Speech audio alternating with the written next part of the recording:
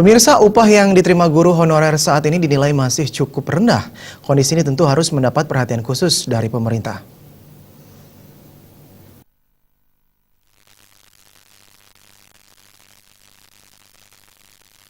Melihat perkembangan Bali yang cukup pesat di mana pendapatan asli daerahnya cukup besar, tidak sebanding dengan pengupahan atau gaji yang diberikan pada guru honorer.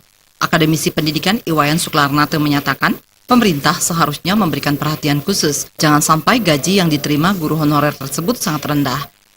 Kalau kita melihat perkembangan di Bali yang begitu pesat, yang begitu juga penghasilannya cukup besar di Bali, terutama di Kabupaten Badung, dan kabupaten-kabupaten yang lain, maka dengan demikian kita melihat yang terjadi sekarang ini rendahnya pengupahan atau gaji daripada guru honor itu sendiri, supaya pemerintah memberi perhatian khusus. Jangan sampai para guru-guru itu gajinya, honornya yang diterima sangat rendah, bahkan kalau dilihat itu masih di bawah daripada gaji pembantu rumah tangga atau PRT. Suklarnate menambahkan, kondisi ini tentu harus dipertimbangkan kembali. Kesejahteraan guru honorer juga patut dipikirkan. Andika dan Adi Setiawan, Bali TV.